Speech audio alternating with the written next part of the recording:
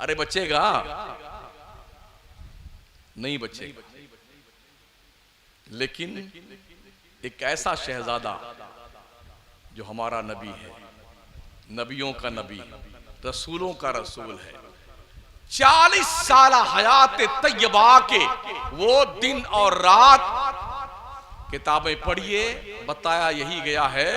आका अलैहिस्सलाम ने फरमाया कि इस पीरियड में किसी गुनाह की हवा मेरे मुस्तफा को नहीं लगी।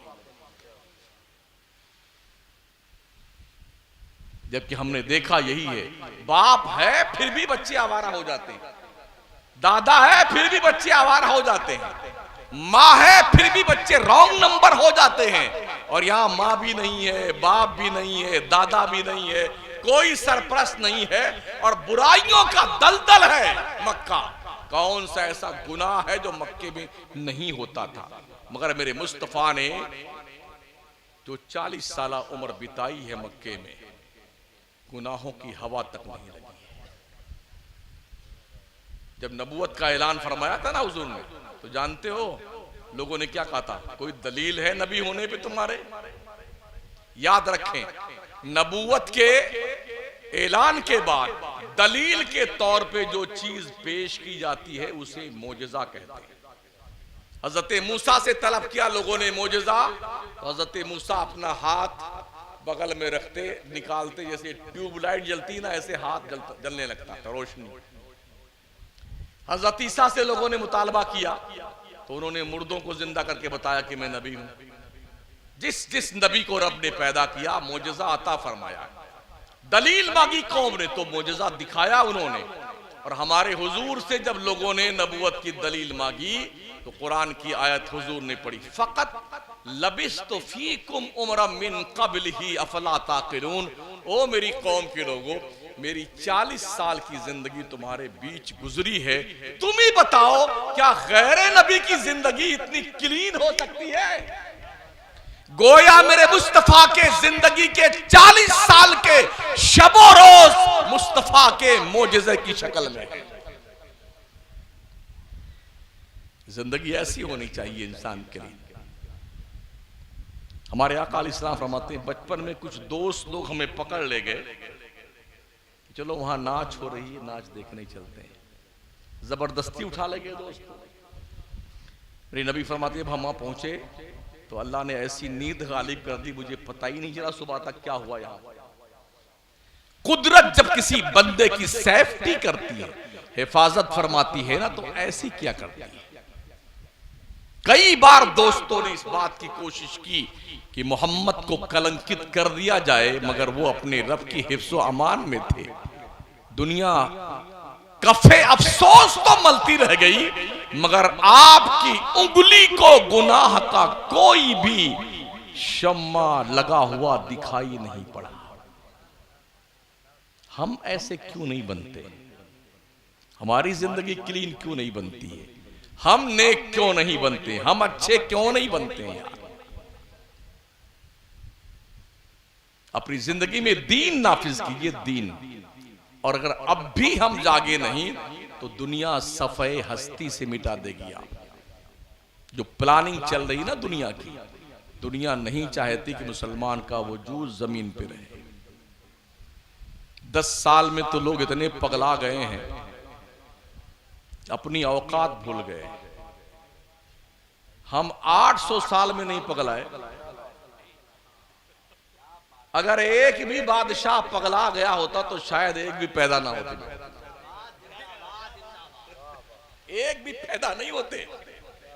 शुक्र मनाओ, 800 साल बहुत होते हैं किसी जमीन को वीरान करने के लिए, नस्लें खत्म करने के लिए 800 साल बहुत होते हैं। इसलिए कि हमारे इस्लाम ने जबरदस्ती का मुसलमान माना ही नहीं किसी।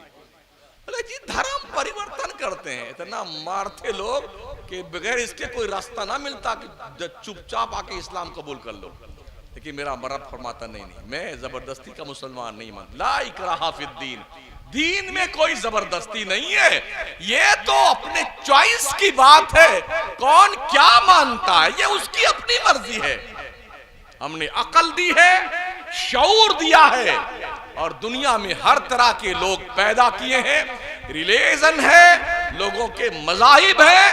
अक्ल का इस्तेमाल कीजिए और नबी के डायरेक्शन की रोशनी में हक रास्ता का सिलेक्शन कीजिए, तब आप मंजिल तक पहुंच पाएंगे। कुछ लोग कहते हैं कि कुरान सीखना बहुत आसान है। जब से ये बिरादरी पैदा हुई ना, आमीन, तब से ये मामला चला है। किसी मौलाना की जरूरत नहीं है। हाँ, सब पढ़ करके हम सब सीख लेंगे। मैं आपसे पूछना चाहता हूं, मेडिकल कॉलेज की बुक्स स्टॉल पे मिलती कि नहीं मिलती हैं? आपका बच्चा एमबीबीएस करना चाहता है, जाइए कुतुबखाने से एमबीबीएस की किताबें खरीद लाइए। 4.5 साल का कोर्स होता है एमबीबीएस का, जो कम से कम नहीं तो 1 करोड़ तक, कोई 80 लाख तक। यहाँ गरीबी है तो कश्मीर भाग लेते हैं, और गरीबी है तो दूसरे मुल्क में भाग के जाके डॉक्टर बन के आ जाते हैं। तो क्यों पैसा खर्च करते हो? खरीद लाओ किताब डॉक्टरी की, घर में पढ़ लो, डॉक्टर बन जाओ। लॉयर की किताब ले आइए बुक स्टॉल से, पढ़ लीजिए, 4-4.5 साल वकील साहब बन जाइए, सुप्रीम कोर्ट पहुंच जाइए वकालत करने के लिए। इंजीनियरिंग की किताब खरीद लाइए बुक स्टॉल से, 4.5 साल पढ़िए, इंजीनियर बन जाइए, और जो है पार्लियामेंट का वो जो नक्शा बनाया उसको हटा करके दूसरा नक्शा बना दीजिए। क्या ऐसा मुमकिन है? क्या किताबें पढ़ के कोई डॉक्टर बन सकता है घर में बैठे बैठे? क्या किताबें पढ़ करके कोई लॉयर बन सकता है घर में बैठे बैठे? किताबें पढ़ करके क्या कोई इंजीनियर बन सकता है घर में बैठे बैठे? उसे कॉलेज जाना ही पड़ेगा, उसे टीचर का सहारा लेना ही पड़ेगा। हमें जब दुनिया की तालीम, दुनिया का शऊर बगैर उस्ताद के नहीं आता है, दीन और कुरान और हदीस बगैर उस्ताद के तुम समझ लोगे? इतने बड़े अक्लमंद हो तुम। ऐसा शख्स पागल है, पागल। उसे माली खोलिया हो गया जो कहता है कि हम बगैर मौलाना के कुरान समझ लेते हैं। हजरत उमर फरमाते हैं, मैंने 2.5 पारे सूरह बकरा के हुजूर से 12 साल में सीखे हैं। 12 साल में। उमर जैसा सीखने वाला हो, नबियों का नबी सिखाने वाला हो, तो 2.5 पारा 12 साल में सीखा उन्होंने। ये वो उमर है, लौकाना बादी नबिया लकाना उमर इब्न खत्ताब। नबी रहमत फरमाते हैं, अगर मेरे बाद कोई नबी आना पॉसिबल होता, उमर शान का मालिक है कि ये नबी बन के आता। उमर ने 2.5 साल 2.5 पारे हुजूर से 12 साल में सीखे हैं, 12 साल में। और ये 2 साल के नौकरी करने गए सऊदी में मुफ्ती बन के आ जाते हैं, अल्लामा बन के आ जाते हैं। बैठा का बेटा चाय की ढाबली पे, ये शिरक, ये बिदअत, ये नाजायज, ये हराम। ये बगाड़ने से पहले कम से कम ये तो सोच लो तुम क्या बक रहे हो। तुम्हारा बाप, तुम्हारा दादा, परदादा, लकड़दादा, पकड़दादा, धकड़दादा सब यही करते रहे। कितने साल की पैदावार? 1838 से पहले दुनिया के नक्शे पर कोई देवबंदी नहीं था। चैलेंज है मेरे। कोई अहले हदीस नहीं था, कोई जमाते इस्लामी नहीं थी, कोई कादियानी नहीं थी। बनामे मुस्लिम 2 जमात थी, एक सुन्नियों की और एक शियों की, तीसरा कोई था नहीं। हमसे पूछते सुन्नी लोग कहां से? तुम अपनी हिस्ट्री बताओ, तुम कहां से आए हो? हमसे क्या पूछते हो? हम तो हुजूर के जमाने से हैं, तुम कब से हो तुम बताओ। और इसलिए हुजूर के जमाने से हम बता दें आपको, किसी सहाबी ने हुजूर के इल्मे गैब पर एतराज नहीं किया। कोई माई का लाल अपने असली बाप की औलाद है, एक रेफरेंस दे दे मुझे कि किस सहाबी ने हुजूर के इल्मे गैब पे एतराज किया। हम सुन्नी भी हुजूर के इल्मे गैब पर एतराज नहीं करते। किसी सहाबी का एक भी प्रूफ दे दो कि उसने नबी को अपने जैसा कहा हो। हम भी नबी को अपने जैसा, किसी सहाबी का एक रेफरेंस दे दे कि हुजूर के इख्तियार पर एतराज किया हो कि माज़अल्लाह मोहम्मद जो है बिल्कुल मजबूर महज हैं, कोई इख्तियार नहीं, कोई पावर नहीं। हम भी अल्हम्दुलिल्लाह हुजूर को इख्तियार वाला मानते हैं। खालिक़े कुल ने आपको मालिके कुल बना दिया, दोनों जहां हैं आपके कब्ज़ो इख्तियार में। अरे जो बचपन में चांद को उंगली के इशारे पे नचाता हो, जवानी में उसकी ताकत का आलम क्या रहा होगा। चांद झुक जाता जिधर, उंगली उठाते महद में, क्या ही चलता था इशारों पर के लौना नूर का। अल्लाह ने अपना महबूब दिया यार हमें। महबूब कोई किसी को देता है? देता है? कोई अपना महबूब किसी को नहीं देता है। अल्लाह ने महबूब दिया था मोहब्बत करने के लिए, बेटे किंतु परंतु करने लगे। यूं है और यूं नहीं है, यूं नहीं, यूं नहीं। वारे तो थिंकिंग कैसी है यार। हम भी इसी मुल्क में रहते हैं, दुनिया में रहते हैं। महबूब के लिए गोलियां चलती हैं। कॉलेज में, यूनिवर्सिटी में देखिए टेबल पर गोलियां रिवाल्वर रखी जाती हैं। इधर देखिए मेरी तरफ, ये महबूब, ये मोहब्बत करने वाला, ये मोहब्बत करना, ये चाहता कि मेरे महबूब को ये कोई दूसरा ना देखे, और ये चाहता है मेरे महबूब को कोई दूसरा ना देखे। इस दूसरे के ना देखने के लिए ठाए ठाए ठाए तलवार, लाठी, गोलियां सब चल जाती, चलती नहीं चलती। इन दोनों को आपस में रकीब कहा जाता है।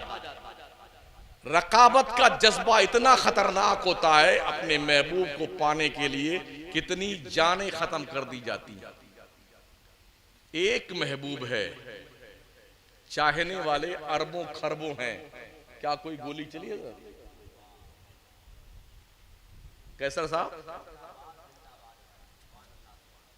कोई गोली चली? अच्छा ये भी देखें आप, हर आदमी की अपनी अपनी चॉइस होती है।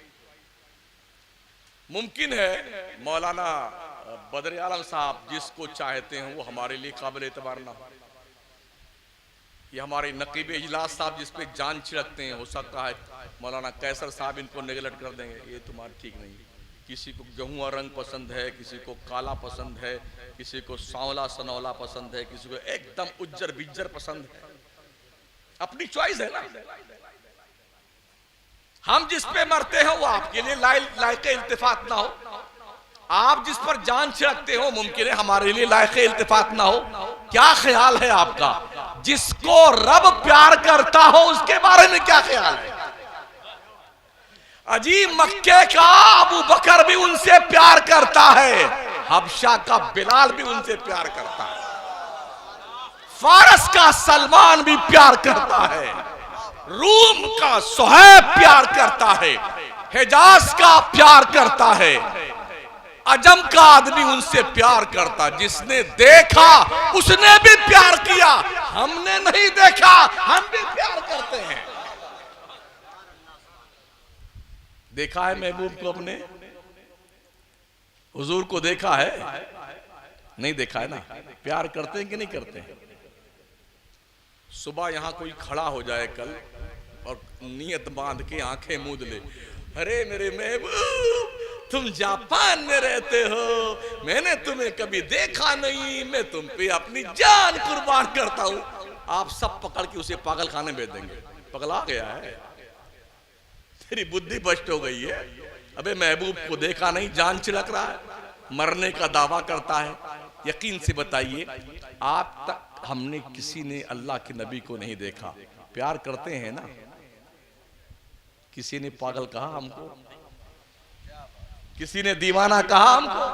हमें लाऊं कहां से ऐसा कि तुझसा कहूं जिसे, रुख दिन है या मेरे समा, ये भी नहीं वो भी नहीं, शब जुल्फिया मुझके कोता, ये भी नहीं वो भी नहीं, बुलबुल ने गुल उनको कहा, कुमरी ने सर्वे जाफिजा, हैरत ने झुंझला कर कहा, ये भी नहीं वो भी नहीं, खुर्शीद था किस जोर पर, क्या बढ़ के चमका था कमर, बेपर्दा जब वो रुख हुआ, ये भी नहीं वो भी नहीं। हमारे हुजूर बहुत खूबसूरत थे। हजरत काब कहते हैं, या रसूल अल्लाह, अगर अल्लाह ने आपको कोई भी मोजज़ा न दिया होता तो आपकी नबूवत की दलील के लिए आपका हुस्न ही काफी था, हुस्न ही काफी था। हजरत जाबिर फरमाते हैं, सिहाए सित्ता की रवायत, 14वीं रात का चांद निकला हुआ था, हुजूर रहमत आलम अलैहिस्सलाम सुर्ख खीमे में आराम फरमा रहे थे। फरमाते मेरी ड्यूटी थी सरकार के खीमे के बाहर खड़े रहने की। मेरे नबी सो रहे थे, मैं एक आंख उठाकर एक बार आसमान के चांद को देखता, जो 14वीं रात का चांद पूरा हो जाता है ना, उसको देखता, एक बार आमिना के चांद को देखता। वो कंपेयर कर रहे थे, फिर आसमान का चांद देखता, फिर हुजूर का चांद, आसमान का चांद आमिना के चांद से हुस्न की भीख मांग रहा है। मेरे पीरो मुर्शिद सरकार मुफ्ती आजम फरमाते हैं, दो जहां में कोई तुमसा दूसरा मिलता नहीं, ढूंढते फिरते हैं मेहरो मां पता मिलता नहीं। वो हंसी क्या जो फितने उठा के चले, या रसूल अल्लाह हाँ हंसी तुम हो फितने मिटा के चले। मेरे नबी जिस गली से गुजर गए फितना मिटा दिया। दुनिया का हंसी चलता है फितने जन्म लेते हैं, आमना का हंसी चला है तो फितनों ने दम तोड़ दिया। बड़े खूबसूरत थे हमारे हुस्न, ऐसा हुस्न रब ने अता फरमाया था मुस्तफा करीम को, ऐसा हुस्न कि हुस्न खाता है जिसके नमक की कसम, वो मलिहे दिलारा हमारा नबी। बहुत खूबसूरत थे मुस्तफा। आमना सैयदा आयशा सिद्दीका रज़ी अल्लाह ताला अन्हा फरमाती हैं, दुनिया का सूरज सुबह निकलता है, मेरा सूरज रात में निकलता है। और फरमाती सैयदा आयशा, मिस्र की औरतों ने जमाले यूसुफ को देखा था, उंगलियां काट डाली थी। अगर मिस्र की औरतों ने मेरे मरकज़े मोहब्बत को देखा होता, अपना कलेजा काट के रख देता। ये है प्यार का तरीका, ये मोहब्बत है। साहबा ऐसे बैठते थे हुजूर की बारगाह में सर झुका करके कि अगर सर हिलाएंगे तो उनके सर के ऊपर चिड़िया बैठी है उड़ जाएंगी, हरकत नहीं करते थे, इतना अदब था साहबा को। आंखें खोलकर जी भर करके किसी सहाबी ने हुजूर को देखा नहीं। हजरत उमर और हजरत फारूक सिद्दीक अकबर के अलावा जी भर नजर पड़ती है फौरन झुक जाती थी, जैसे कि सूरज निकलता हो निस्फुन नहारे शरई पर हो ना, और आप देखिए ना एक बैग फट से आपकी आंख बंद हो जाएगी। जब दुनिया का सूरज, जानते क्या है, हुजूर के हुस्न की खैरात से बना है। अव्वल मा खलक़ल्लाहु नूरी व कुल्लुल खलाइक़ मिन नूरी व अना मिन नूरिल्लाह। मेरे करीम आका फरमाते हैं, अल्लाह ने सबसे पहले अपने नूर से मेरे नूर को पैदा किया, फिर मेरे नूर से पूरी कायनात अल्लाह ने बनाई। मैं अल्लाह के नूर से हूं, तो आसमान का सूरज भी हुजूर के नूर से पैदा हुआ है, चांद भी हुजूर के नूर से पैदा हुआ, सितारे भी हुजूर के नूर से पैदा हुए हैं। जब इनको देखने की क्षमता हमारी आंखों में नहीं है तो जमाले मुस्तफा को देखने की ताकत कहां से लाए। बड़े हसीन थे मेरे प्यारे आका सल्लल्लाहु अलैहि वसल्लम। मेरे आका ने एक बार जिब्रील से पूछा था ना, जिब्रील बताओ तुम्हारी उम्र कितनी, तुम्हारी उम्र कितनी? उन्होंने कहा या रसूल अल्लाह, वो चौथे हिजाब अजमत में एक सितारा निकलता था, 70,000 साल के बाद निकलता था, मैंने उसे 72,000 मरतबा देखा है। क्या हुजूर के सवाल का जवाब दिया जिब्रील ने? क्या एक सिंपल सी ज़रब जिब्रील को नहीं आती थी? एक तीसरी क्लास के स्टूडेंट को यह सवाल लिख के दे दीजिए, 70 को 72 से गुणा कर दो, जितना हासिल आएगा वो जिब्रील की उम्र थी उस वक्त। 5 अरब 40 करोड़ ऐसे कुछ बनता है। मेरा मैथ थोड़ा कमजोर है, आप लोग थोड़ा जोड़ लीजिएगा। जब मेरे नबी ने पूछा था उनसे तो ये उम्र थी उनकी 5 अरब कुछ 40 करोड़ कुछ साल। तो एक सिंपल सी ज़रब जिब्रील को नहीं आती थी। गोया जिब्रील ये कहना चाहते हैं, या रसूल अल्लाह, ये तो बता सकता हूं मैं कि 70,000 साल के बाद वो सितारा निकलता था। 72,000 मरतबा मैंने देखा है, लेकिन जब वो निकलता था और मैं उसे देखने लगता था तो मुझे वक्त गुजरने का पता नहीं चलता था। कितने साल तक मैं देखता रहता था उसे, वो भी तो हमारी उम्र में इंक्लूड होगा। सरकार ये तो बता सकता हूं कि 70,000 साल के बाद निकलता था। 72,000 मरतबा मैंने देखा है, कन्फर्म अपनी उम्र नहीं बता सकता हूं। तो मेरे आका ने फरमाया, जिब्रील अगर उस सितारे को देखो तो पहचान लोगे। नबी ने अपना अमामा शरीफ ऊपर किया, वो सितारा नबी के पेशानी में जलवागर था। नबी फरमाते हैं, वल्लाहि नफ्सी बियदिही अना ज़ालिकल कौकब। अल्लाह की इज्जत की कसम, जिब्रील वो सितारा ये मोहम्मद ही तो था। जिस जिब्रील ने 72,000 मरतबा हुजूर को देखा, मक्के मदीने में देखा तो पहचान नहीं सका, और जिन बेटों ने एक मरतबा नहीं देखा, हमारे बड़े भाई थे, हमारे गांव के चौधरी थे, मर्दूद झूठ मत बोल, है जिब्रील नहीं पहचाने, तू क्या पहचानेगा हुजूर को? आला हजरत मत यही बोले सिदरा वाले, चमने जहां के थाले सभी मैंने छान डाले, तेरे पाए का न पाया, तुझे यक ने यक बनाया, तुझे हमद है खुदाया। हमारे नबी की ये शान रही है साथियों।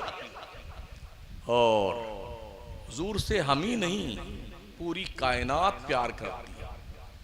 खुदा का फरमाते, चंद सरकश इंसानों और चंद सरकश जिन्नातों के अलावा अल्लाह की हर मखलूक मुझे अल्लाह का रसूल मानती है। अल्लाह फरमाता, कुल या अय्युहन्नास इन्नी रसूलुल्लाहि इलैकुम जमिया। मुस्तफा तुम फरमाओ, ए लोगो, मैं तुम सब की तरफ अल्लाह का रसूल बना के भेजा गया। मेरे आका फरमाते, उर्सिल तो इलल खल्क़ काफ़ा, मेरे रब ने अपनी सारी मखलूक की तरफ मुझे रसूल बनाकर भेजा है। पेड़ पौधे, पहाड़, जानवर, कुत्ते, बिल्ली, हाथी, घोड़ा और जनाब जमीन, आसमान, चांद, सूरज, सितारे, ये सब हुजूर के उम्मती हैं, सब उम्मती हुजूर के, सब जानते पहचानते। जभी तो यूं हुजूर, ये यूं नहीं, बस तकरीब फहम के लिए सरकार ने इशारा किया था, और चल वापस। सूरज मकाम सहबा था ना, सहबा के मकाम पे हुजूर अपना सर अक़दस हजरत अली के रान पर रख के लेटे हुए थे, आंखें मूंद ली थी। नबी सोता नहीं है, हाँ वो सो जाएं तो मेराजे मनामी, वो जागें तो खुदा से हम कलामी। कभी कभी इश्क के इम्तिहानात होते हैं। नबी आंखें बंद किए हुए थे और अली के इश्क का इम्तिहान था। अस्र की नमाज कदा हो गई, नमाज की मोहब्बत में आंसू टपके। हमारे भी कभी टपकते हैं? कभी नमाज की मोहब्बत में आंसू टपके हमारे? जी नहीं, कभी नहीं। एक वक्त की नमाज कज़ा हुई है, हजरत अली के असर की नमाज, और आंसू छलक पड़े आंखों से, नबी के चेहरे पे गिरे। फिर नबी ने आंखें खोली, अली क्या बात? या रसूलल्लाह, नमाज कज़ा हो गई असर की, सूरज डूब गया है। सरकार ने कहा, ये नहीं कहा कि कज़ा पढ़ लो। हमारे लोग क्या कहते हैं? इंशाल्लाह कज़ा पढ़ लेंगे। हम क्या कहते हैं? कज़ा पढ़ लेंगे। हुजूर ने देखा कि मेरी मोहब्बत में नमाज कज़ा हुई ना, कहा रुक जा अली, सूरज डूब चुका था। यहां से तौजीह में पेश करूं, जब ये सूरज निकलता है ना पूरब की तरफ से, 70,000 नूरी फरिश्ते इसे नूर की लगाम देके खींचते हैं, तब निकलता है ये। कितने हजार? 70,000 नूरी फरिश्ते नूर की लगाम में घसीटते हैं, तब सूरज निकलता है, और पश्चिम की तरफ लेके जाके डुबोते हैं सूरज को घसीट करके, तब डूबता है। मेरे नबी ने सूरज को पकड़ा नहीं था, सहबा में बैठे बैठे जहां तक इशारा किया सूरज वहीं आके रुका। उस तारीख में 70,000 फरिश्तों को भी कंफ्यूजन हुआ होगा, अरे ये किसकी ताकत है, यूं लटके हुए चले आए 70,000 फरिश्ते।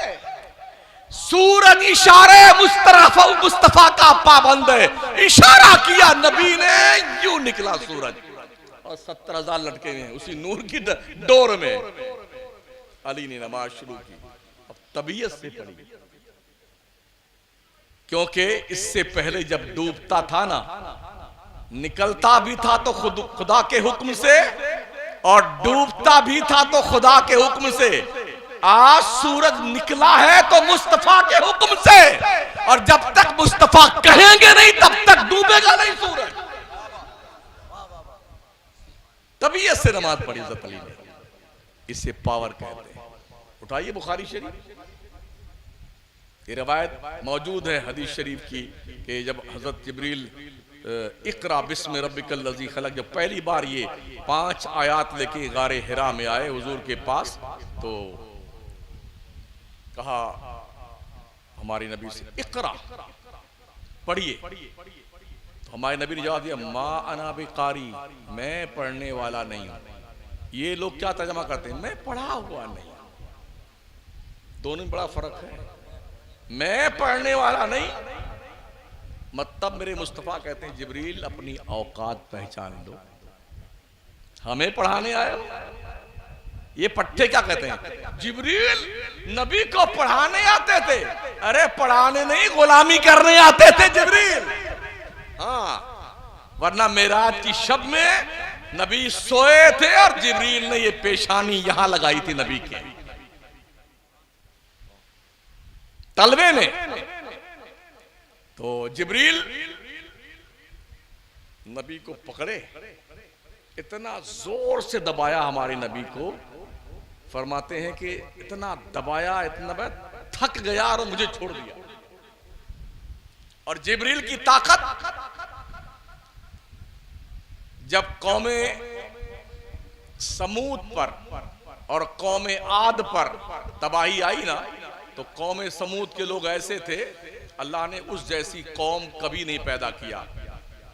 1-1 हजार साल तक जिंदा रहते थे और हमेशा जवान रहते थे, बुढ़ाते नहीं थे, एक को बाल नहीं पकता था उनका, हमेशा जवान रहते थे। ताकत इतनी थी, पहाड़ में ऐसे हाथ घुसाते और टुकड़ा पहाड़ का निकाल लाते थे, जैसे हम गीली मिट्टी से निकालते ना, ऐसे उस पहाड़ को, इतनी ताकत थी उनके अंदर। उन्होंने पहाड़ के अंदर 2 बेज 3 बेज का मकान बना रखा था, बंगले बना रखे थे। अल्लाह के नबी ने कहा मान ले, अल्लाह को मान ले। कहा क्या मिलेगा, कहा जन्नत मिलेगी। कहा नहीं नहीं, हम तो अपने इस बंगले में खुश हैं, हम नहीं मानेंगे अल्लाह को। मनाते रहे अल्लाह के नबी, मनाते नहीं माना ना, तो अल्लाह ने जिब्रील को भेजा, कहा ज्यादा इनकी अकल ठिकाने करके आ जा। जिब्रील आए, ये कानी अंगुली नहीं है, ये इसका जो ऊपर वाला पोर है ना, वो आए और शहर के किनारे ऐसे जमीन पे गाड़ा और पूरे शहर को लेके उठा करके आसमान के करीब वहीं से उलट दिया। वो बंगला ही उनकी कब्र बन गया। ये ताकत जिब्रील की है।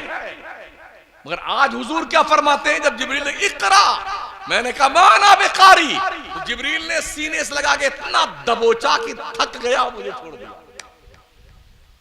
फिर कहा इकरा, मैंने कहा माना बेकारी, मैं पढ़ने वाला नहीं। फिर दबाया, फिर थक गया, फिर छोड़ दिया। उसके बाद कहा इकरा बिस्मि रब्बिकल लज़ी खलक। जब नबी के सामने अल्लाह का नाम लिया जिब्रील ने, महबूब पढ़िए अपने रब के नाम से जिसने पैदा किया। अब मेरे हुजूर ने पढ़ना शुरू किया। मतलब ये, जब जिब्रील ये बता रहे, कह रहे थे इकरा पढ़िए, तो अगर हुजूर पढ़ते तो इससे ये डाउट होता जिब्रील पढ़ाने आए थे। अब जब इस कैफियत के बाद हुजूर ने पढ़ना शुरू किया तो गोया हुजूर बता रहे हैं जिब्रील मेरे रब का नाम लिया, अब मैं पढ़ता हूं। तो जिब्रील भी जिनको दबा के और थक जाए, उस ताकतवर शख्सियत का नाम मोहम्मद मुस्तफा है। हम उस नबी के मानने वाले, प्यारे आका सल्लल्लाहु ताला अलैहि वसल्लम के प्यारे दीवानों, हमारे नबी को अल्लाह करीम ने पढ़ा लिखा कर भेजा था। ऐसा उम्मी किस लिए मन्नत कशे उस्ताद हो, क्या किफायत उसको इकरा रब्बुकल अकरम नहीं। हमारे नबी पढ़ कर के आए थे अल्लाह के यहाँ से, किसी से पढ़ने की जरूरत नहीं थी कि कोई पढ़ाता हुजूर को, इसलिए कि कोई पढ़ाने के लिए जाता है तो पढ़ा लिखा ही जाता है। आखिरी बात अर्ज करूं, अल्लाह फरमाता हुवा अल्लज़ी बअसा फिल उम्मिय्यीन रसूलन मिन्हुम यतलू अलैहिम आयातिही व युज़क्कीहिम व युअल्लिमुहुमुल किताब वल हिकमा व इन कानू मिन क़ब्ल लफ़ी ज़लालिम मुबीन। अल्लाह वो है जिसने अनपढ़ों में से, उन्हीं में से एक रसूल पैदा किया, अनपढ़ों के बीच में। किस लिए पैदा किया? यतलू अलैहिम आयातिही, वो रसूल इसलिए आया है कि अल्लाह की आयतें तिलावत करे उन पर। तो तिलावत तो पढ़ा लिखा ही करेगा ना भाई। जब ये लोग कहते हैं ना दूसरी कंपनी के लोग कि हुजूर तो उम्मी थे, मतलब अनपढ़ थे, तो कुरान तेरे बाप ने सिखाया है। अगर हुजूर अनपढ़ थे, किसने सिखाया कुरान? अल्लाह कहता है मैंने अपने महबूब को अनपढ़ों में भेजा है पढ़ाने के लिए। आपके प्राइमरी स्कूल में किसी असाक्षर का सिलेक्शन होता पढ़ाने के लिए? किसी अज्ञान आदमी को पढ़ाने के लिए सिलेक्ट करते हैं आप? बीएड, बीटीसी, पीटीसी, जिन्हें क्या क्या करना पड़ता है, वो भी कंपटीशन में आप बैठिए, कंपटीशन फाइट कीजिए, फिर आपका सिलेक्शन हुआ तो मुकद्दर की बात है। तो जो 1 क्लास, 2 क्लास, 3 क्लास, 4, 5 क्लास को पढ़ाने के लिए अनपढ़ काम नहीं देता है, तो पूरी दुनिया को पढ़ाने के लिए अनपढ़ नबी काम देगा? रब कहता है वो अल्लाह का नबी जो है वो उन पर आयतें तिलावत करता है। और हाँ, वो एक हैसियत से आसान है, दिल साफ करना बड़ा मुश्किल काम है। पढ़ाने वाले अगर पढ़ाने लग जाएं तो ठीक पढ़ाई हो सकती है। हमारे राजस्थान में एक स्कूल में एक टीचर पढ़ा रहा था बच्चों को, तो पूछ रहा था बच्चों से, बच्चों बताओ ताजमहल कहाँ है? तो बच्चों ने कहा आगरा में है। कहा बिल्कुल नहीं, गलत बात। सर कहाँ पे है? कहा फालना में है ताजमहल। उस जगह का नाम फालना है। कहा सर, कहा नहीं, फालना में है ताजमहल। बोलो फालना में है ताजमहल। कुछ नौजवान जा रहे थे बगल से, पढ़े लिखे, उनने सुना कि ये टीचर है कम वक्त, इसको इतना ही नहीं पता है कि ताजमहल आगरा में है कि यहाँ फालना में है, तो इसको भगाओ यहाँ से, पढ़ाने के लिए आया है। घुसे लौंडे उसमें कमरे में। तुम्हारा दिमाग खराब है टीचर साहब, गलत ज्ञान देते हो बच्चों को। क्या हुआ साहब? कहा तुम कैसे कह रहे हो कि ताजमहल फालना में है, वो तो आगरा में है। तो टीचर ने कहा जब तक बेटे फीस नहीं दोगे ताजमहल को आगरा जाने नहीं देंगे।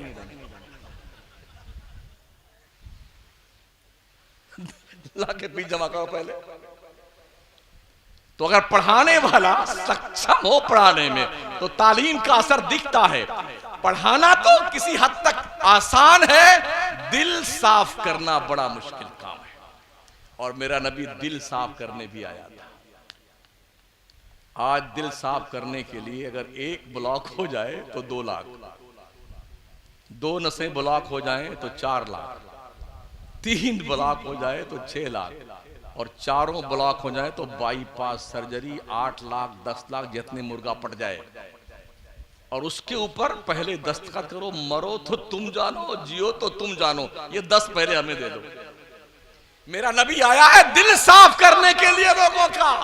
और ऐसा दिल साफ किया, कसम खुदा किया, ऐसा दिल साफ किया, खुद न थे जो राह पर औरों के हादी बन गए, क्या नजर थी जिसने मुर्दों को मसीहा कर दिया। इस तरह पढ़ाया हुजूर ने, दिल साफ करने के लिए आए थे। वो युअल्लिमुहुमुल किताब वल हिकमा, वो किताब सिखाने आए थे, हिकमत सिखाने आए थे।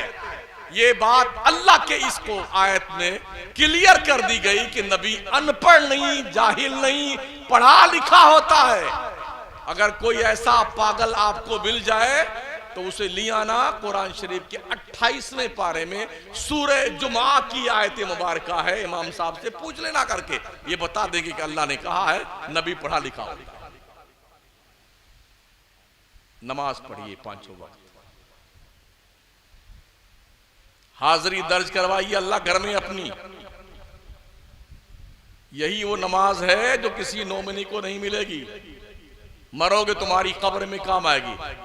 अच्छा, उस वक्त लोग अल्लाह को बहुत ही, जब कोई मुश्किल आती ना है पूछो, मतलब 1992 और 93 में मुंबई फसाद हो रहा था, उस वक्त मैं वहीं पढ़ा रहा था। अल्लाह अकबर, बाहर कर्फ्यू लगा हुआ, और जो कभी जुम्मा में तशरीफ नहीं लाते थे, ओहो, लिए इतनी बड़ी तस्बीह पहली सब में। कभी आसमान देखें, शायद जिब्रील अभी आने वाले कुछ इंफॉर्मेशन लेकर, भाजे जा रहे, भाजे जा रहे। अभी लॉकडाउन में तो 5 नमाजियों की परमिशन थी, 5 नमाजी पढ़ेंगे नमाज, तो लोग आते थे इमाम से जंग करने, तुम्हारे बाप की मस्जिद है, हाँ तुम ही 5 पढ़ोगे, हम नहीं पढ़ेंगे। लॉकडाउन खत्म हुआ, उन गधों का पता नहीं कहां गए। आपने देखा नहीं देखा है, रोज हर जुमा को जंग करने आते थे इमाम से, पता नहीं कहां गए सब लोग। जब हालात खराब होते तब अल्लाह याद आता है, मतलब की बुनियाद पे अल्लाह याद आता है। 4-5 दिन बैठेंगे तो एक कोने में लिए तस्बीह अकेले बैठे रहेंगे। खादिम देर तक कब ये निकले, कब मैं ट्यूबलाइट बंद करूं, कब पंखा बंद करूं, कब दरवाजे कुंडी लगाऊं। ओ भाजे जा रहा बेटा बैठे हुआ। कभी आसमान देख कोने में, शायद कोई अल्लाह का पैगाम अब आ जाए। मतलब की नमाजें काम की नहीं होती हैं। मैक्सिमम पढ़िए नमाज, आदत डालिए नमाज की, अल्लाह को याद कीजिए। और अल्लाह ने फरमाया व अक़िमिस्सलाता लिज़िक्री, ला इलाहा इल्ला अना फ़अबुदनी व अक़िमिस्सलाता लिज़िक्री। मेरे सिवा, अल्लाह के सिवा कोई इबादत के लायक नहीं। बंदो मुझे याद करना चाहते हो ना, मेरी याद का तरीका एक ही है, नमाज कायम करो। मस्जिदों में ताउन किया करो, अब बनने वाली मस्जिद चंदा वंदा दिया करना मस्जिद में। एक बादशाह था बगदाद में, तो उसने एक मस्जिद बनाई और ऐलान कर दिया कोई भी शख्स इस मस्जिद में 1 पैसा चंदा नहीं देगा। मस्जिद बनने लगी। एक लकड़हारा था बेचारा, वो बहुत परेशान था, या अल्लाह मैं किस जुगाड़ से इस मस्जिद में हिस्सा लूं, कैसे लूं। तो उसको एक तरकीब सूझी, वो अपना गधा लेकर के जंगल गया लकड़ी काटने के लिए। उसी लकड़ी के अंदर उसने 1-2 ईंट जो है छुपा कर रख लिया, और गधे को लकड़ी लाद करके गट्ठर उसी रास्ते से लेके आया जहां बादशाह की ईंटें पड़ी हुई थी। जानबूझ के लकड़ी का गट्ठर गिरा दिया उसने, और बिल्कुल हल्का फुल्का बांधा था, तो वो ईंट गिर गई, उसी में मिल गई बादशाह के ईंट से ईंट, क्योंकि ईंट की शक्ल देख के गया था, वैसी ईंट लेके आया था। फिर गट्ठर बांधा लकड़ी का, गधा लेके घर आ गया। बादशाह का महल वो मस्जिद बन के तैयार हुई। तो बादशाह ने ख्वाब देखा, एक महल है जन्नत में जो किसी लकड़हारे का बना हुआ है, उसने मस्जिद में 1 ईंट लगाई है। बड़ा ताज्जुब से हुआ। तो उसने देखा कि हाँ वो फला महल्ले का आदमी है, बुलाया उसको, तो तूने क्या किया था? माफ कीजिए, जान की माफी दीजिए, अमान दीजिए साहब, आपने ऐलान किया था, मुझे डर लगा, मैंने यूं किया और यूं किया और यूं किया। कहा क्या जुगाड़ लगाया? कहा मैंने लकड़ी के अंदर ईंट को उसको छुपा कर रखा, और आने के बाद जब तुम्हारा ईंट का इलाका जहाँ रखा हुआ था वहाँ आया, लकड़ी गिरा दी, पत्थर उसे मिल गया, तो हमारे दिल को सुकून मिल गया कि हमारा भी पत्थर जो अब इस मस्जिद में लग गया। तो उस बादशाह ने उस मस्जिद को फिर से गिरा दिया और ऐलान किया जो लोग भी इस मस्जिद में चंदा देना चाहते हैं वो चंदा दें इस मस्जिद में, और जब बचेगा कुछ तो हम भी हिस्सा ले लेंगे। इसमें सबका हिस्सा होना चाहिए ताकि सब, हर वो आदमी जन्नत में जाए। जब एक ईंट लगाने पर जन्नत में महल बन सकता है तो आदमी कितना खुशकिस्मत है। अगर अल्लाह ने मौका दिया तो अल्लाह का घर बनाया जाए। मम बना मस्जिदा लिल्लाहि तआला बनल्लाहु लहु बैतन फिल जन्नह, अल्लाह उसके लिए जन्नत में घर बनाता है।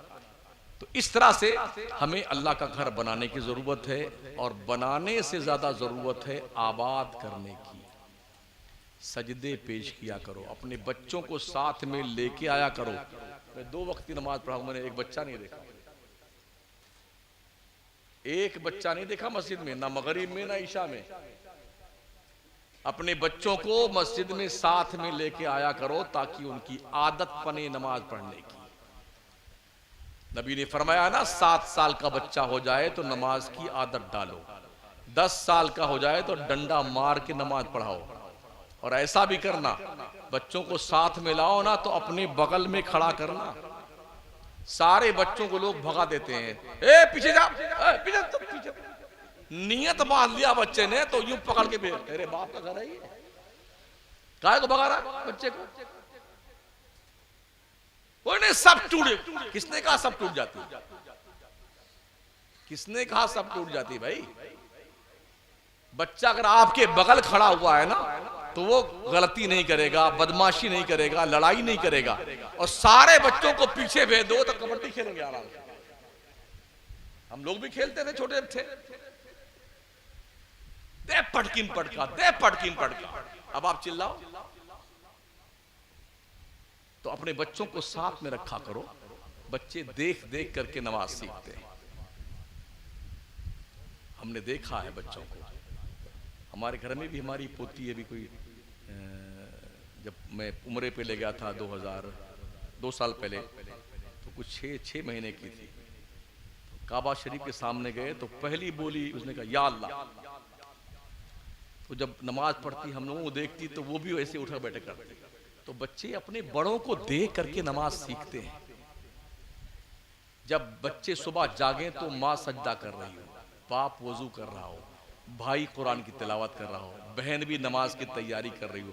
जब बच्चे इस तरह देखेंगे ना अपने माँ बाप को भाई बहन करता हुआ तो तजस्सुस पैदा होगा कि ये सब क्या कर रहे हैं। तो बच्चों को बताया जाए कि अल्लाह की बंदगी कर रहे हैं, उनके अंदर हौसला और जज्बा पैदा होगा। सिखाइए बच्चों को दीन।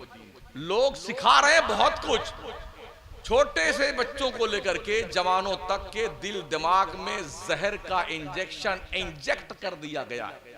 कम से कम अपने बच्चों के दिलों में, उनके दिमाग में मुस्तफा प्यारे की मोहब्बत की शराब इंजेक्ट करें यार। उनका दिल इतना क्लीन कर दें, साफ सुथरा कर दें, वो प्यार और मोहब्बत की बोली बोले। दुनिया को ताकत से नहीं जीता जा सकता है, ताकत दुनिया के पास ज्यादा है, हमारे पास कम है। दुनिया को दौलत से नहीं जीत सकते हैं, दुनिया मालदार ज्यादा है, हम गरीब हैं। हाँ, अखलाक से दिलों को जीता जा सकता है। एक पैगंबर ने मक्के मदीने में बैठकर अखलाक की बादे बहारी चलाई तो कमो बेश 1,24,000 लोगों ने मुस्तफा की गुलामी का तौक गले में डाला, जिन्हें सहाबा कहा जाता है।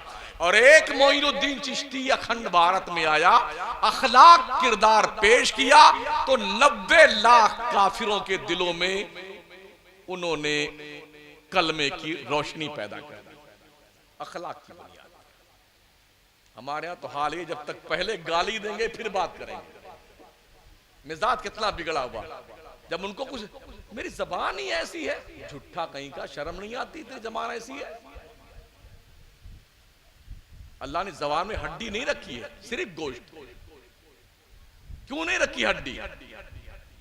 ताकि आप प्यार की बोली बोले, मोहब्बत की बोली बोले, नरम बात करें, अच्छी बात करें, इसलिए हड्डी नहीं रखी है।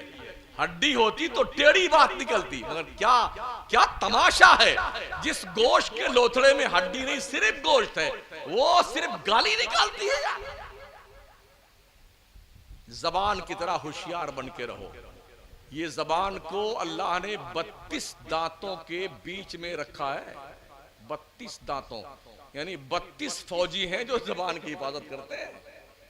32 फौजी हैं, एकदम रेड अलर्ट रहते हैं। तो आप भी इस मुल्क में 32 दुश्मनों के बीच में रहते हैं। जबान से सीखो कैसे जीना है। चलना भी है, बोलना भी है, बचाना भी है। ये उसी वक्त मुमकिन होगा जब आप नबी के अखलाक का मुताला करेंगे, उनके किरदार का मुताला करेंगे। माओं को, बहनों को, बच्चियों को घरों में किताब, दीनी किताब ला के दें, लिटरेचर दें ताकि वो पढ़ें, दीन अपना पढ़ें। नचनियों के पढ़ने से इनकलाब नहीं आता है, गवैयों के पढ़ने से इनकलाब नहीं आता है। किसी दिल वाले के हालात जिंदगी का मुताला करें, इनकलाब आता है। सरकार बाबा फरीद रहमतुल्लाह अलैह के बारगाह में एक खातून आई थी, अक्सर आया करती थी, उनकी मुरीदा थी। बच्चियां एक दो थी उसके पास, पैसा नहीं था उसके पास शादी करने का। तो एक दिन वो अड़ गई, आज तो कुछ लेके जाएंगे, देना पड़ेगा, तुमने बच्चियों की शादी करनी है। तो हजरत ने अच्छा एक मट्टी का ढेला लिया, गई बढ़िया से इतना बड़ा लेके आई ढेला, हजरत को दिया। उन्हें 3 मरतबा कुल हु अल्लाह शरीफ पढ़ा, फूंक दिया तो सोना बन गया। कहा ले जा और अपने बच्ची की शादी करना। वो आई घर पे, कहा अब मजा आया, नुस्खा भी मिल गया, सोना भी मिल गया।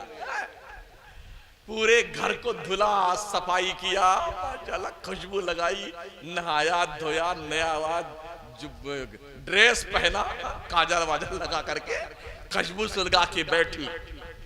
एक दो नहीं, एक झुआ भर के ढेला ले आई, इतना बड़ा बड़ा चुन चुन करके। आज देखो मजा आता है। बैठी, देख कुल अल्लाह, देख कुल अल्लाह, देख कुल अल्लाह, देख कुल अल्लाह, पढ़े जा रही। बाबा ने 3 मरतबा पढ़ा, इसने 300 पढ़ लिया, कुछ भी रंग नहीं बदला, फूके जा रही, फूके जा रही। 3000 पढ़ लिया, फिर भी नहीं। 3 दिन 3 रात पढ़ती रही, मगर ढेला था कि बदलने को तैयार। अब चली वहां से बाबा के पास, गुस्से में आई, सलाम किया। हजरत ने जवाब दिया, कहा क्या नुस्खा आपने तो बगैर वजू के पढ़ दिया था कुल अल्लाह 3 मरतबा, सोना बन गया था ना। मैं 3 दिन से परेशान हूं, नहा धो करके, वजू करके, कितना पढ़ डाला कुल अल्लाह, कितना पढ़ डाला 3 दिन से, एक को ढेला पीला नहीं बना। क्या कमी हमारे पढ़ने में? हजरत ने फरमाया, बेटी कमी सिर्फ इतनी है, कुल अल्लाह तूने पढ़ा है अपनी जबान से, तेरे मुंह में बायजीद की जबान, तूने तेरे मुंह में बाबा फरीद की जबान नहीं है, इसलिए ये मिट्टी सोना नहीं बनी। बोले हमने नहाया भी, धोया भी, नया कपड़ा, आपने तो सच ऐसे ही पढ़ दिया था बगैर वजू के। तो कम से कम मिट्टी को सोना बनाने के लिए इस जबान को पहले तिरयाक बनाना पड़ेगा अल्लाहू के नारों से। रब का जज्बे जुनू दिल में पैदा किया, मिट्टी सोना बनती है, मगर वो नुस्खा पहले हाथ आना चाहिए। और जितने नंबर की गोली होती है, नली उतनी ही नंबर की होनी चाहिए, तभी चलती है। वो जो इतना मोटका कारतूस होता है, 303 में लगेगा, वो तो इतनी पतली गोली होती है, इतनी छोटी, मार के गिरा देती है। इतना मोटा कारतूस को भरिए, उसको इसमें पिलाइए, नहीं जाएगा उसके अंदर, नहीं दगेगा वो कारतूस। तो उसका भी साइज होता है ना। ऐसे ही जबान, दिल, दिमाग, नुस्खे इसके अलग अलग होते हैं, और उसी साइज की जबान, दिल आपका होगा ना, तभी ये काम करेगा। वरना भांजते रहिए कुल अल्लाह शरीफ, 1000 दाने की तस्वीर लेके अल्लाह अल्लाह अल्लाह अल्लाह अल्लाह, कुछ नहीं होने वाला है। मैं समझता हूं कुछ तो पल्ले पड़ा होगा आपके।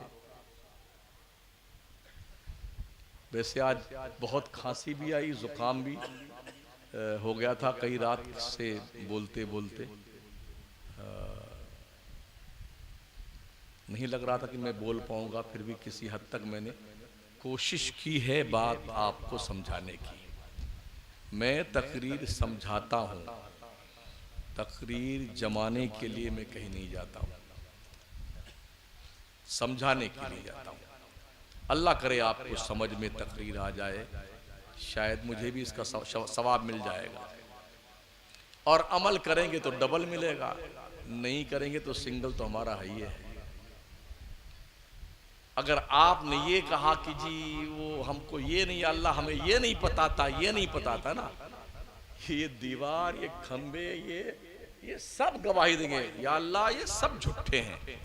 शमसुद्दीन ने एक एक बात बताई थी। ऐसा कहीं ऐसा ना हो जब आप नमाज पढ़ना चाहें और आप इस लायक ना रहें कि नमाज पढ़ें। नहीं देखा है? जिनने हरमैन तय्यबैन की हाजिरी दी है उनसे पूछें, हजारों कुर्सियां रहती हैं हरम में, 1.5 कुंटल का आदमी एकदम ऐसे हट्टा कट्टा आता, पढ़ ले बेटे, पढ़ नमाज, ये रुकू है, ये सजदा है, अभी ठीक ठाक हो, पढ़ लो नमाज अल्लाह के लिए। एक नस खींचता है अल्लाह, दुनिया का कोई डॉक्टर, उसका बाप उसको ठीक नहीं कर सकता। हाँ, इस चक्कर मत रहना कि इंशाल्लाह अगले जुमा से नमाज पढ़ेंगे और जुमेरात को मलकुल मौत आ गए तब क्या करोगे? हमारा जवान का इंशाल्लाह थोड़ा बूढ़े हो जाएंगे ना तब दाढ़ी रखेंगे। इसीलिए हमसे हर तरह के लोग मिलते हैं, बोले हज़रत अगर दाढ़ी रख लेंगे तो शादी अभी हमारी नहीं हुई, तो ये सब कुंवारे बैठे हैं।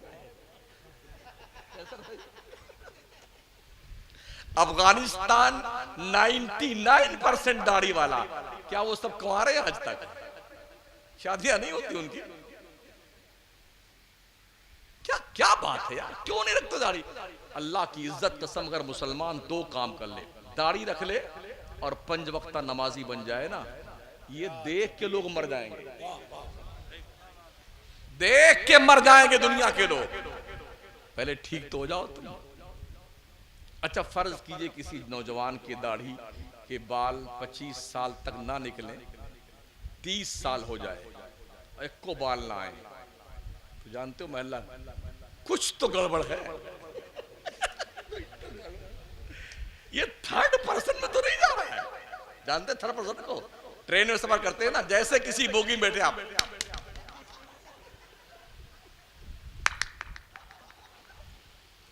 उसको 3rd पर्सन कहते हैं। अगर किसी के शख्स के दाढ़ी मोछ के बाल ना निकले ना 30 साल तक, कोई भी आवा नहीं करेगा, उसका गड़बड़ है। और निकल आती है तो क्यों जुल्म करते हैं? नबी की सुन्नत करीमा है, अल्लाह का नूर है, ये इज्जतें बढ़ती हैं इससे। हम भी अकेले सफर करते हैं कश्मीर से कन्याकुमारी तक, अल्लाह इज्जतें देता है। एक दो ने बदमाशी की, एक बार फ्लाइट में हम बैठे, पीछे से आगे जा रहे थे, तो पीछे से एक दो ये पाकिस्तानी कहाँ जा रहा है, एक बार ऐसे देखा ना, बैठे। अल्लाह इज्जत देता है।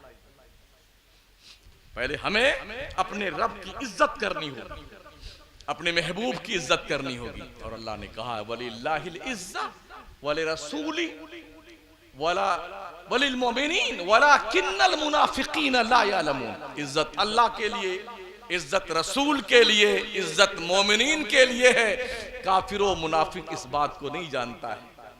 इसलिए इज्जत चाहिए तो इज्जतदार बनिए, अल्लाह की इज्जत कीजिए, रसूल की इज्जत कीजिए, माँ बाप की इज्जत कीजिए, बड़ों की इज्जत कीजिए, उलमा की इज्जत कीजिए, इमामों की इज्जत कीजिए, हुफ्फाज व कुर्रा की इज्जत कीजिए, एक दूसरे की इज्जत कीजिए, एक दूसरे की इज्जत करे, इंशाल्लाह माहौल साजगार होगा, अच्छे सम्राट दिखेंगे, एक खूबसूरत माहौल दिखेगा, हमारा मुआशरा जन्नत निशा बन जाएगा।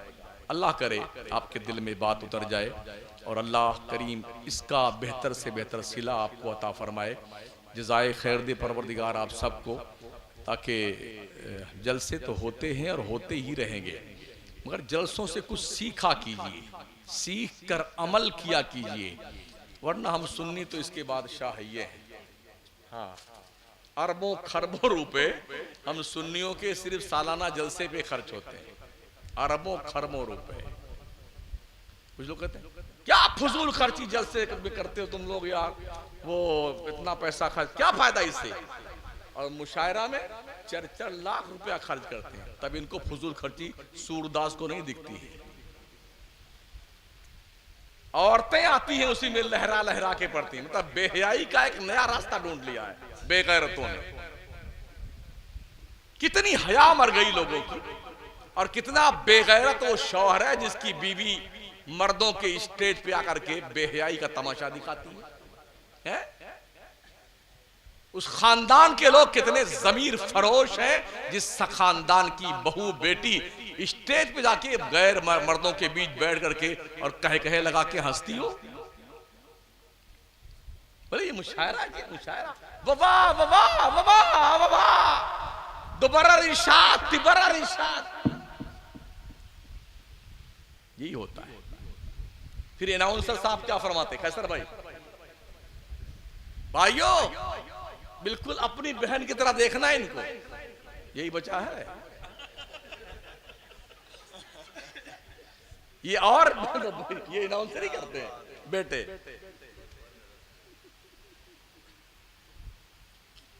क्यों निकल के आई बाहर बरसरे बाजार। तो हमें बहुत कुछ सीखने की जरूरत है, बहुत कुछ समझने की जरूरत है। अल्लाह वो समझ दे दे जिससे हम पक्के सुन्नी बन जाएं। पक्का सुन्नी उसे कहते हैं जो मुकम्मल दीनदार हो, और जो मुकम्मल दीनदार नहीं है तो ये समझ लो कि उसका आड़ा टेढ़ा हाथ हो गया, यूं टांगे ऐसी हो गई हैं, फालिज मार दिया है, मुंह टेढ़ा हो गया शरद पवार की तरह। ऐसा मुसलमान मत बनो भाई साहब। हाँ, समझ रहे हो? ठीक ठीक बनो मुसलमान, अच्छे मुसलमान बनो, प्यारे मुसलमान बनो, नमाजें पढ़ो, अच्छे काम करो, हलाल कमाई करो, सूखी रोटी खाओ, रब ने दम रखा है उन रोटी। फिर एक बात याद आ गई, कैसरो किसरा का महल का नाम सुना आपने? किसरा का महल बगदाद में, हजरत सलमान फारसी के मजार के पास में। मेरे नबी जब पैदा हुए थे ना तो उस किसरा के महल के 14 कंगुरे टूट के गिर पड़े थे उसी रात में। तो बादशाह ने नजूमियों को बुलाया, कहा यार ये कंगुरे क्यों टूटे हैं? तो नजूमियों ने कहा बादशाह सलामत जान बख्शी की जाए तो कुछ बताएं। कहा बताओ। कहा हिजाज में अल्लाह का आखिरी नबी पैदा हुआ है और ये 14 कंगुरे टूट कर गिरने का मतलब ये है तुम्हारे नस्ल से 14 बादशाह और गुजरेंगे, उसके बाद तुम्हारी बादशाहत पे उसका कब्जा हो जाएगा उस नबी का। 14 बादशाह कहाँ? कहा अभी तो बहुत जमाना, 14 बादशाह कई सदियां गुजरेंगी। अल्लाह ने इन 14 बादशाहों को हुजूर सल्लल्लाहु ताला अलैहि वसल्लम की पैदाइश से लेके हजरत उमर के दौरे खिलाफत में 14 के 14 पैदा हुए, मर भी गए। और हजरत उमर के दौर में नबी के गुलामों ने, सूखी रोटी खाने वालों ने, जूतियों में टाके लगे हुए थे, कपड़ों में पेवंद लगे हुए थे, टूटी टूटी तलवारें लेकर के जब कैसर और किसरा पर चढ़ाई की ना, तो किसरा के महल का पूरा खजाना लेके मस्जिद नबवी में लाके डाल दिया साहबा ने। आका ने फरमाया था इज़ा हलका किसरा फला किसरा बादा व इज़ा हलका कैसरा फला कैसरा बादा। ये उस दौर की दोनों सुपर पावर ताकतें थी जिसे नबी के गुलामों ने, जौ की रोटी खाने वालों ने, सूखी रोटी खाने वालों ने, फटे पुराने कपड़े पहनने वाले रौंद कर रख दिया था। आज की तारीख में दुनिया में इंसानों की आबादी 7.5 अरब है, इसमें मुसलमान 2.5 अरब की तादाद में है। गोया कि दुनिया का हर 5वां इंसान मुसलमान है। जैसे कि हर 5वां इंसान मुसलमान है, वैसे हर 5वां मुसलमान पुलिस का दलाल है, मुखबिर है। सोचिए, 100 बार सोचिए। अल्लाह हिदायत नसीब फरमाए। और जिन दोस्तों ने ये बज़्म सजाई है अल्लाह उनके दिलों को सजा दे, उनके घरों को सजा दे। अस्तग़फिरुल्लाह रब्बी मिन कुल्लि ज़ंबि व अतूबु इलैह, ला इलाहा इल्लल्लाह मुहम्मदुर रसूलुल्लाह। 3 बज गए, मुझे नहीं पता 1.5 घंटा बोला हूँ कि पौने 2 घंटा, 2.5 घंटा। अस्सलाम वालेकुम।